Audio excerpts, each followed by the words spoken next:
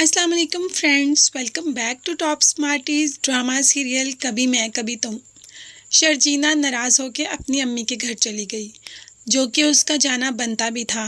एक तो मुस्तफ़ा ने उसके लिए स्टैंड नहीं लिया और दूसरा ये कह दिया कि तुम इस रिश्ते से तंग हो तो तुम यहाँ से जा सकती हो।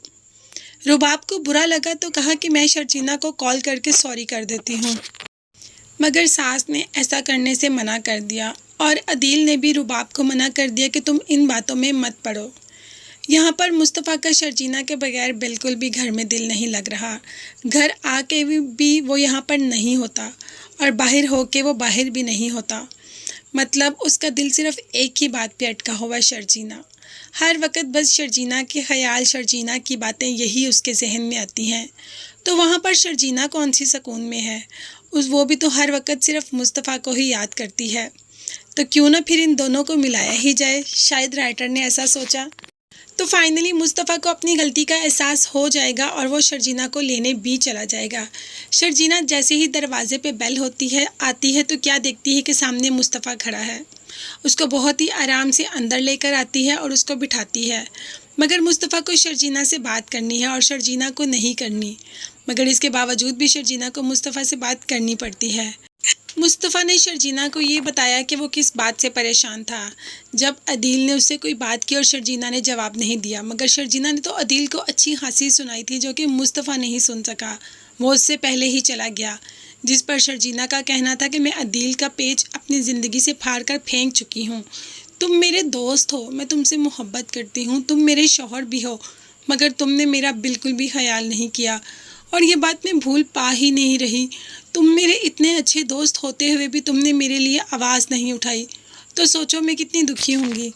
शर्जीना को घर आने के लिए कहा मुस्तफ़ा ने, मगर शर्जीना ने घर आने से इनकार कर दिया कि वो घर नहीं आना चाहती, वो उस घर में रहना ही नहीं चाहती। एक तो उसकी माँ उससे इतना ज़्यादा काम करवाती है और वो काम क्यों करती है? सिर्फ मुस्तफ़ा के लिए। जब मुस्तफ़ा ही उसके साथ ठीक नहीं, फिर वो क्यों जाए और क्यों काम करे?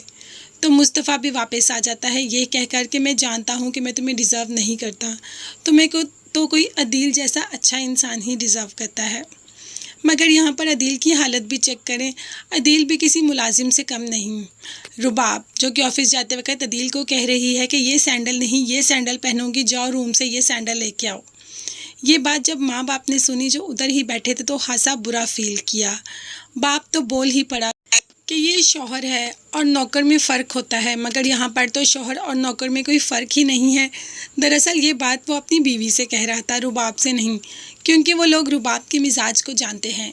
कभी भी किस तरीके से भी हो सकता है, किसी को कुछ आइडिया नहीं। मगर हाँ, माँ बाप को यहाँ पर अदील के लिए काफ़ी बुरा लग रहा है। और यहाँ पर मुस्तफ़ा और शर्जीना की बात भी हो रही है। शर्जीना मुस्तफ़ा की बहुत इज़्ज़त करती है, हालांकि मुस्तफ़ा तो कोई काम भी नहीं करता। शायद इसके बाद मुस्तफ़ा की माँ को इस बात का एहसास हो जाए कि शर्जीना कितनी अच्छी है और वो उसको खुद ही लेनी चली जाए, क्योंकि मुस्तफ़ा के साथ तो वो आई नहीं और अभी मुस्तफ़ा के बाप को पता नहीं कि शर्जीना ऐसे झगड़ा करके गई है। तो जब उन्हें पता चलेगा वो तो खुद शर्जीना को लेने चले जाएंगे। मगर तब तक के लिए आपको मेरे चैनल को सब्सक्राइब करना पड़ेगा। प्लीज़ मेरे चैनल को ज़रूर सब्सक्राइब कीजिएगा और मुझे अपनी कीमती दुआओं में ज़रूर याद रखिएगा। नेक्स्ट वीडियोज़ तक के लिए अल्लाह हाफिज़, bye bye and take care. और साथ ही बेल आइकन का नोटिफिकेशन उसको ज़रूर प्रेस कर दे, ताकि मेरी हर नई आने वाली वीडियो आप तक बआसानी पहुंच सके।